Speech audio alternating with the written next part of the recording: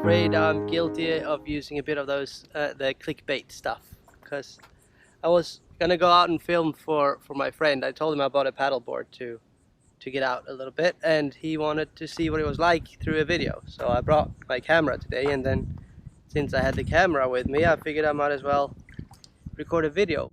My plan the next few weeks is to actually make a few videos to let you know what I'm up to and what we've been doing lately, because even though there's a pandemic, the real estate investments per se have been pretty slow, but we've got some pretty fun projects going, and I want to share those projects with you. So I'm gonna take you around and see, like, if I can show you what we've been doing lately. We've started producing and selling tiny houses and even regular houses by now for the Swedish market. We build them key turn in Latvia, a really good factory owner there that I'm working with, Armand, and his factory, Fabrika Rauna. And then I have my friend Hannes helping me with the sales in Sweden. So together we're all doing pretty well, and we've delivered some really nice products. So I'll see within the next few weeks, I'll make a video to show you more about that. And then we are gonna import some stuff from Lithuania, another country, to here in the US. Sorry about the shakiness, I'm trying to hold the board steady so we don't float away. I'm gonna import, they're called glamping pods, or it's kind of like another type of tiny house, but a much more simple version. So the one we're doing in Sweden, they're actually really nice, and they're built to like modern home standards, and they start at 250 square foot and go up to around, we're building the biggest one we've ever done right now actually, and that one will be close to 1,000 square foot. And it's all going to be pre-built, then delivered on a truck, and then we lift them in place. It's a cool process. So I want to show you how that works. And then the Lithuanian sleeping pods coming here are of a much simpler type, but we found one with a bedroom, bathroom, and a little kitchenette. So we got some of those headed here soon. And I'm working together with my brother-in-law and another friend of his, where we're going to see if we can put one up on his lot, sell the others, and then we're looking for land where we can build like a little tiny house community with these, and either rent them or figure out a way to make that bring a good income. I hear the fish, it's coming again. They are around here.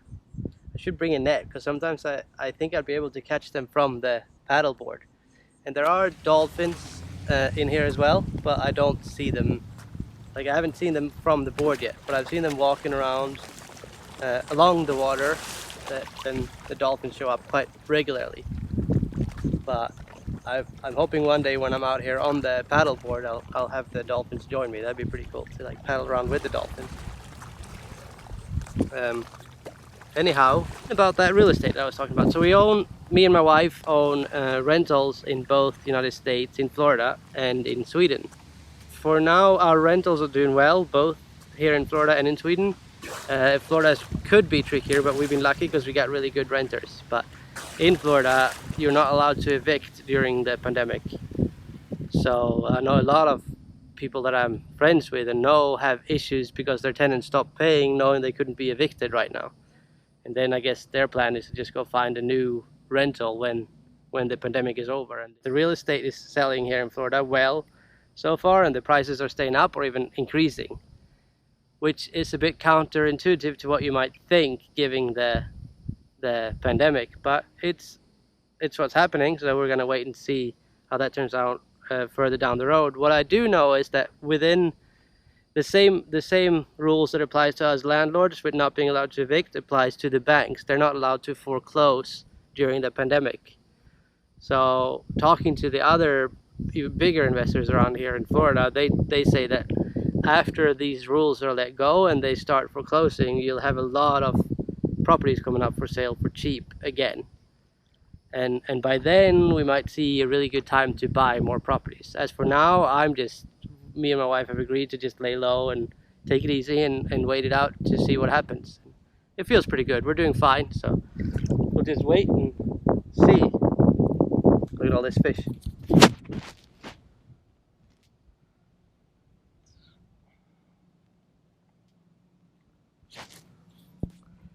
And the rentals in Sweden, they're actually doing really good too. So I have everything fully rented with a long list of people that want in. So in Sweden, sadly for a lot of the people, they've had a housing shortage for a long time. It's great for me as a landlord because there's always a good lineup of good tenants, which makes life a lot easier. But there's a big lack of housing, and that is probably not going to change too quick, because they were building a lot for a while, but now with the pandemic hitting and stuff, the building or new construction has gone down quite substantially too. So I'm expecting there to be a situation that continues the way it was. There's also immensely low interest rates in Sweden, way lower than in the United States. So in the United States right now, if you get a loan on a house, I think you end up around 3-4%. And in Sweden, you can go between 1 and 2%, which both rates are great. So for Sweden, like with low interest rates and a huge demand for rentals, it's not bad at all to own our rental properties over there. They're doing really good and we're happy with them. It's a lot of rambling from me, but that's where I'm at right now. Thank you for watching, and if you haven't already, please subscribe to my channel and help me get to at least 1,000 subscribers real quick. That would feel good, and then I'll make a few more really good videos. Thank you for watching, and Toby, I hope you enjoyed the paddleboard video. Oh, and I forgot to update you on the book I wrote. It's been getting some good response. I'm really happy, so thank you to all of you who bought the book. And if you haven't already, go in on Amazon or Barnes & Noble or wherever is convenient for you and get it. And then make sure to help me by leaving reviews and share it to your friends and have your friends do it as well.